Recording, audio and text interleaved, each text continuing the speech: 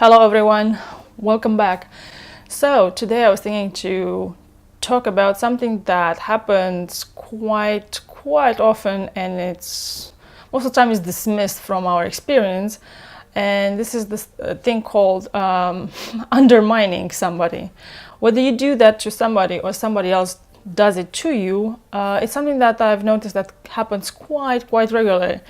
A lot in obvious ways happens in work environments, but it happens also in families, in close relationships, in between partners and things like that. So this is something that actually poisons our life experiences as a whole, and this is something that we have to leave behind. And this actually is part of that. I explained to you that not so far reality that was a closed system, and there was this mindset of lack, there's not enough and whatever. So all this undermining happens because somebody does not want to lose control over someone or something, and in the end there's this fear of basically death. But as we move out of that fear, and as we understand that what that is, we will see that this type of behavior that still happens in this reality is something that is done because of a certain level of energy, where most people understand life in a certain way. And this is something that, as I said, it's very important to be brought forward to your awareness that you might be doing it or somebody does it to you, and understand those things, that those motives behind why you are doing it to somebody, whether it's conscious or unconscious. And even if, like, in the beginning you cannot stop yourself from doing that, but as you catch yourself in your awareness that you're doing that, next time you will be less inclined to do it, or maybe next time you will not stop yourself, but you will see yourself and you will like, why did I do that? I know what this is, why did I do that?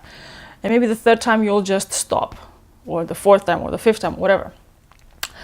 And this is one of those things that might seem like, oh, but this is not important. This is like, this is a huge, it's a huge thing that seems like such a small thing, but affects the reality, the life experience that we share with each other in a major way. Another thing that actually happens as part of this thing, what I'm saying, like, let's move out of fear, because if we want to experience high energy environments, certain things have to disappear. So this is one of those things.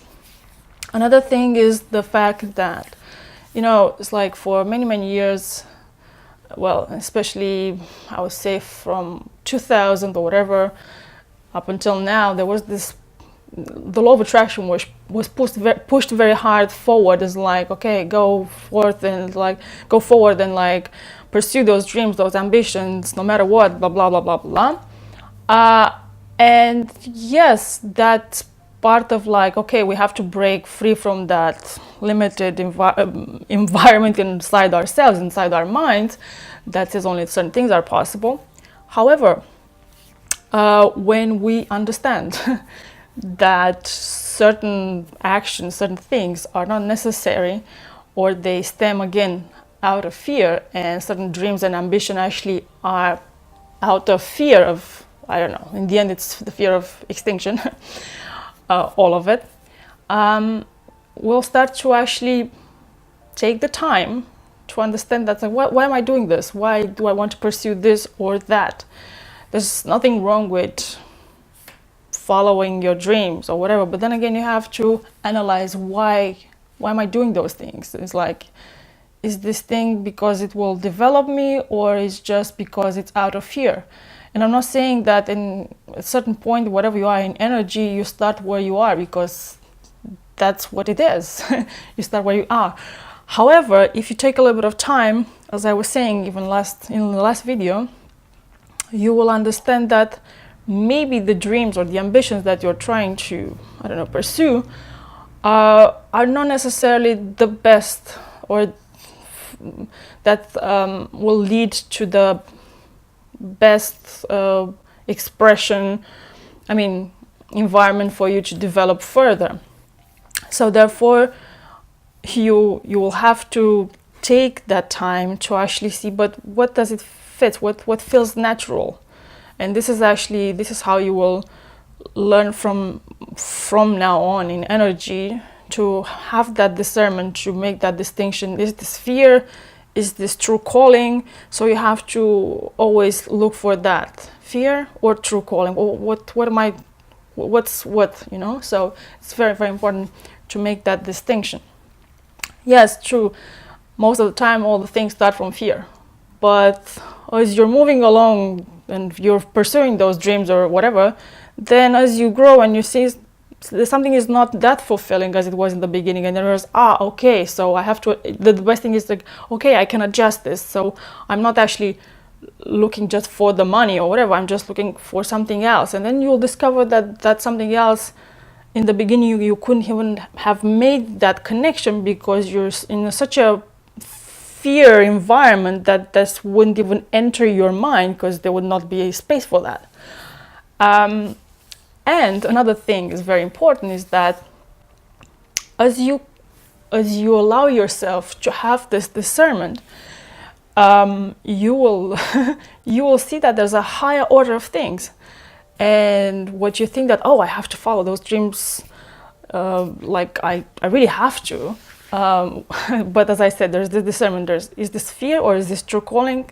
So there's always that distinction that you have to make, and then you'll understand, so that was fear, because in the grand scheme of things, from a higher perspective, this doesn't make any sense, and even if I pursue this will make me unhappy, or will even cause me, to be sick, even dying or whatever. And actually what Source does, or how Source creates, or all these thoughts, and because all the forms are thoughts, will create imbalance. And as we move out of fear, we will understand that naturally things are made out of balance. So that's the next level where people will have to move from fear to balance. And this is a major shift to be done.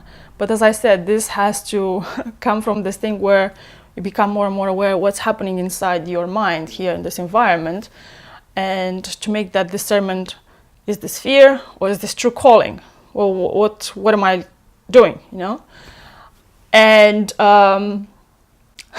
in the end, the way out of fear is actually by leaving behind these conflicting thoughts that we have about everything, because they create this friction, and they won't allow for space and for clarity to unfold inside ourselves. So moving out of fear is actually creating peace inside ourselves.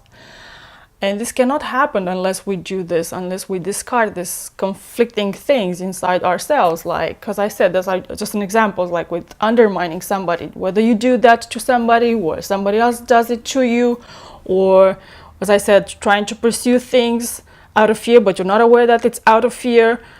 And as we allow ourselves to create a space inside ourselves to make that discernment, therefore allowing us actually to move into balance, we create peace inside ourselves. And this is actually the natural way of like how we can move out of fear. Yeah, I hope this was interesting. Also, there's a new blog post that will round things nicely, I guess, in what I have talked about today. And yeah, I will see you next time. Ciao.